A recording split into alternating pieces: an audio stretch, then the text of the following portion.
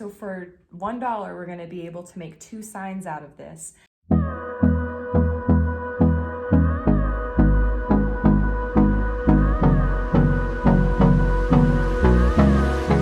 Hey there, welcome back to Limabean Living. If you guys are new here, my name is Emily. Welcome to my little motherhood channel.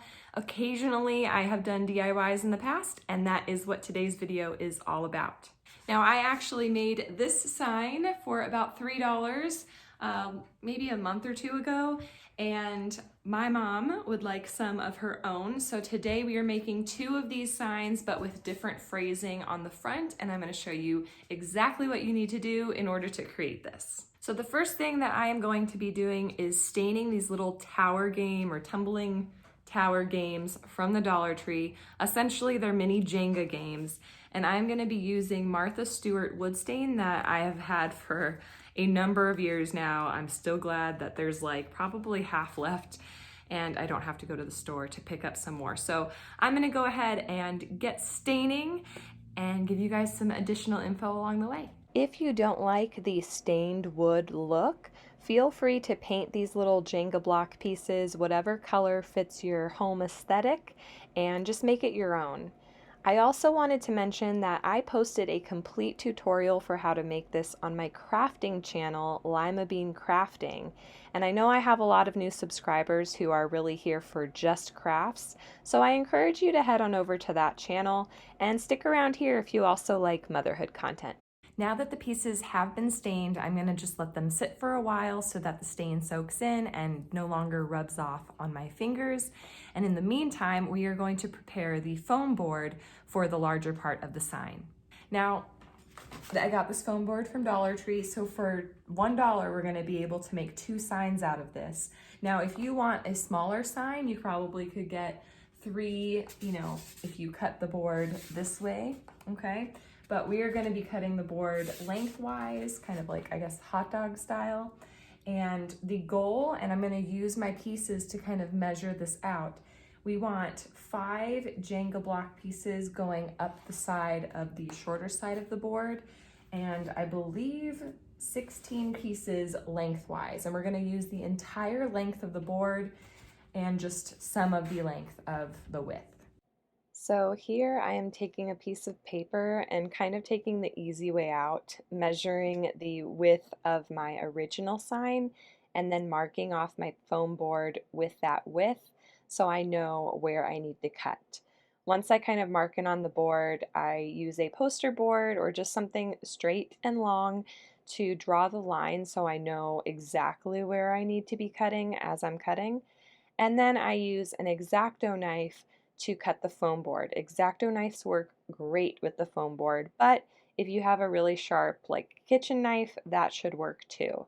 Now again, I kind of took the easy way out here, so for those of you guys who, don't have an already made board, the width of your sign should be about 9 1/8 inches long. It's better to overestimate when you're cutting rather than underestimate. And as you're lining up your blocks, if you realize it is just a tad bit too wide, you can go ahead and trim it down from there. But I'd rather overestimate than underestimate. The next step that we're going to do is glue on these little Jenga pieces to the side of the foam board. The way that I like to start off is have the foam board kind of on a flat surface, put the Jenga block down so that it's standing upright like this, and we're going to glue on the piece so that it lies flush with this side of the foam board. By the time that we go all the way around and glue all the pieces, this last piece is going to come and lie flush with the foam board and the Jenga block so that it creates a nice corner. This is my finished board that I, started with inspiration, so you can see how the edge here lines up with this edge. It also gives it a little bit of a 3-dimensional look, so I like that rather than just having everything flush. So I used 2 methods to glue these blocks to the foam board. The first is to apply the glue to the block and then push the block onto the foam board, or you can just glue a big strip of hot glue on the foam board side and attach your blocks quickly as it dries quickly. Okay, now that the board is assembled, the last thing that we need to glue on here is something to hang it. As you can see, this is the back side of the board. It lies flush with the Jenga blocks, and we want to be able to hang this side on the wall without, too many issues. And one of the best ways to hang something, in my opinion, and is super cheap, is to actually remove these little things from your soda cans and just bend it ever so slightly so that there's like a little tiny bend, as you guys can see. We're gonna hot glue the part that we didn't bend to the back of our little board, and now the little part that kind of bends out will more easily hook onto a nail or a push pin, however you choose to hang this. The great thing about using foam boards to make these little signs is that the final product is very light. You don't need to worry about hammering a nail into the wall and hitting what's a stud. You don't have to worry about any of that. I usually just put 2 push pins in the wall where we hot glue these little guys on and just do that, and it works perfectly fine. The next step was to design the phrasing that was going to go on the signs. My mom found this quote, "Feed your faith and your doubts will starve," online, and so that is what we went with. I created a 2-scale kind of image, I guess, of both signs, and then since my entire sign is bigger than what I can cut out in one cut using my Cricut, I had to portion up the images that I needed to cut out into 4 separate cuts.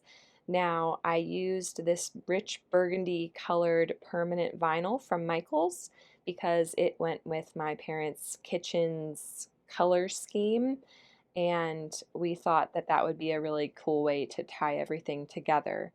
I did have trouble weeding the first cut, if you guys caught that, and so I had to cut out 2 more letters and kind of replace it in the original sign.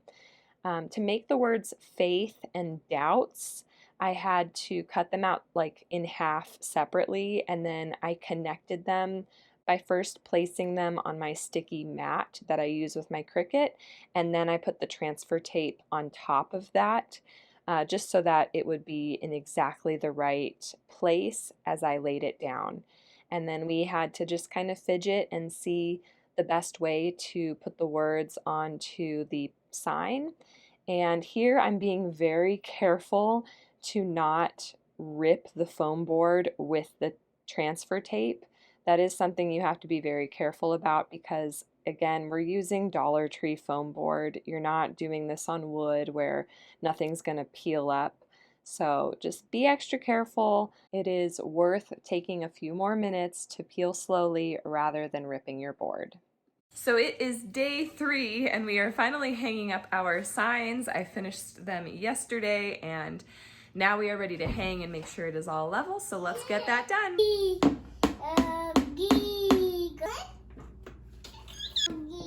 What do you think of the signs, Aubrey? Are they good? Say yes.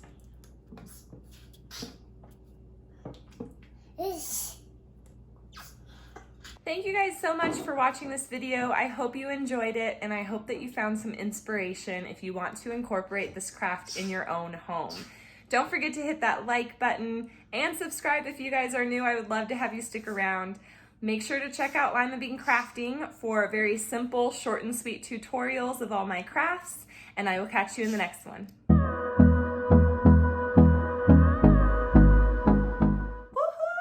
You've made it to the end of the video. If you didn't know already, my name is Emily from Limabean Living.